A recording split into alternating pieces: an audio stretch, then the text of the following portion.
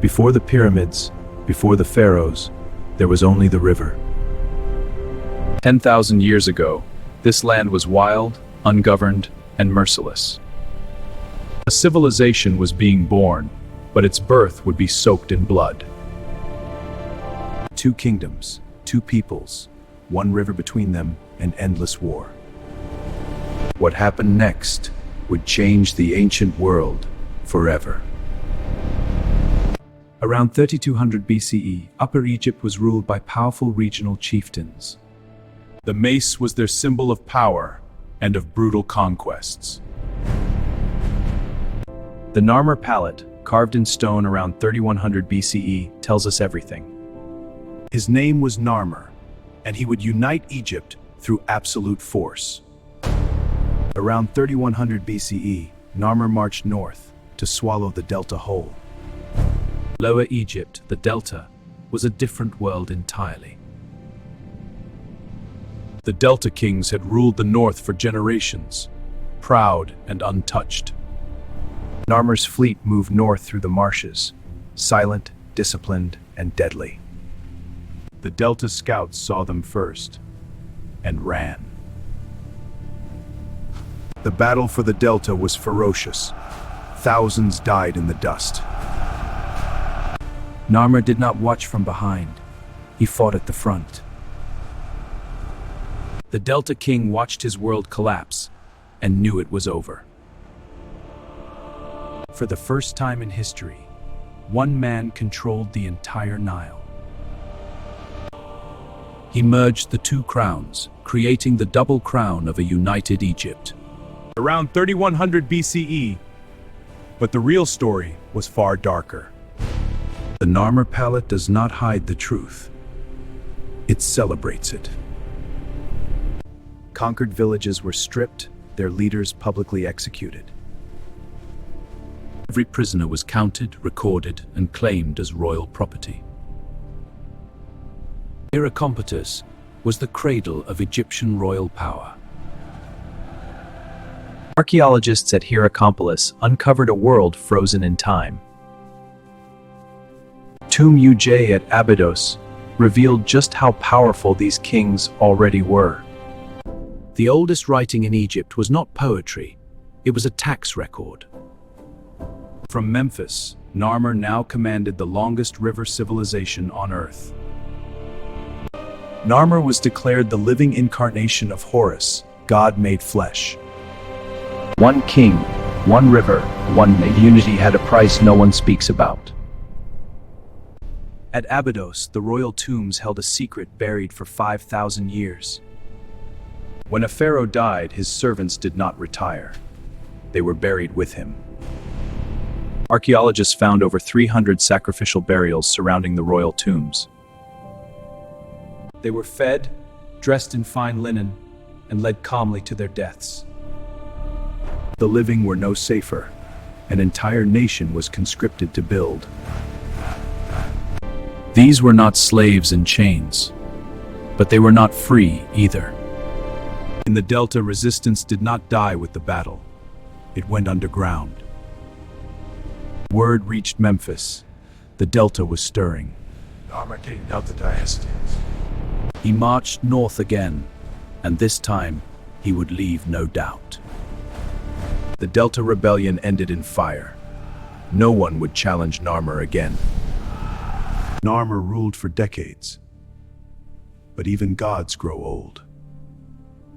His Horus name, Narmer, meant fierce catfish, a name chosen for conquest. Then one night, the palace erupted. The king had collapsed. The cause of Narmer's death remains one of history's great unsolved mysteries. Ancient records list Narmer, but the exact year of his death, unknown. His son, Hor-Aha, inherited the throne, and the burden of an empire held by fear. At Abydos, every First Dynasty king built their tomb larger than the last. Modern excavations at Abydos continue revealing what history forgot to record. The pyramids did not appear from nothing. They were the end of a long, bloody road. One carved stone, one ruthless king, the birth of the world's greatest civilization. Horaha inherited his father's crown, but he still had to earn his army's blood. Archaeologists found his war records carved in ivory. Horaha, the fighter king. Horaha's first war was not in the north. It was in the deep south, against Nubia. Ancient records suggest Horaha fought personally, a king who led from the front. The first cataract, the natural border of Egypt, became Horaha's new frontier. But the south was only one threat. In the east, desert tribes were raiding the delta. Sinai raiders hit the delta's eastern edge, fast, brutal, and impossible to catch. Horaha deployed fast units, Egypt's first organized border defense force. First Dynasty clay ceilings show Horaha supplying armies across the entire kingdom. He had fought north, south, and east, but Egypt's greatest enemy was still coming. When the Nile failed to flood, Egypt did not just starve, it unraveled. The royal granaries were full, but Horaha refused to open them to the people. Ancient records confirm it. Grain was hoarded at the top while people died below. Inside the palace, powerful nobles saw their opportunity. The king was vulnerable. When Horaha learned of the plot, his response was immediate and merciless. The conspirators were brought before the full court, a lesson for every eye in Egypt. He raised the flail. In Egypt, that meant one thing: death.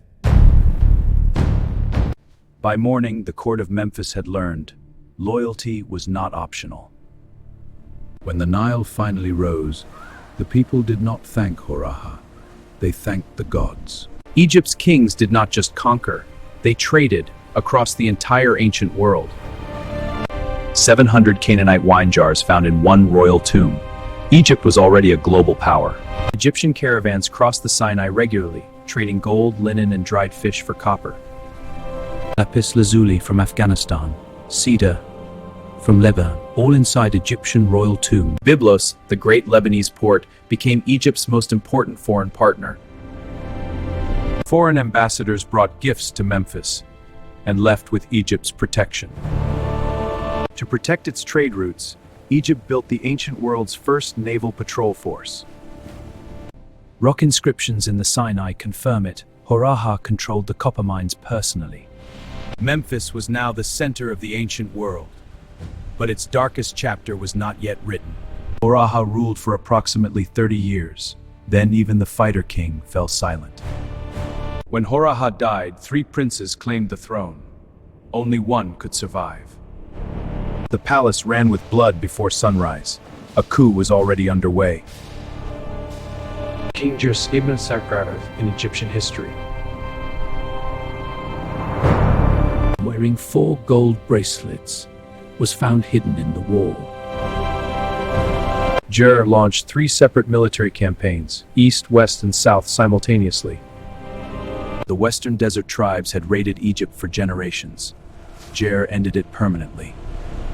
By 3000 BCE, Egypt had mapped, garrisoned, and taxed every corner of its territory. The Palermo stone records them all: every king, every flood, every war, every victory.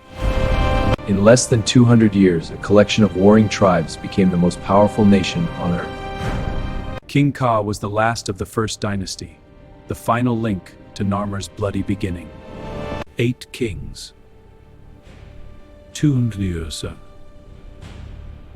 Dynasties changed, kings died, but the system Narmer built never broke. 450 years after Narmer, stone began to replace mud brick forever. Every chisel strike was an act of faith that Egypt would last forever. The pyramids required 100,000 workers, all fed, housed, and paid by the state. The Sphinx stares east, toward the sunrise, toward the beginning of everything. From one carved stone to the greatest civilization the ancient world ever knew. He was not a myth, he was not a legend, he was a man, and he built eternity.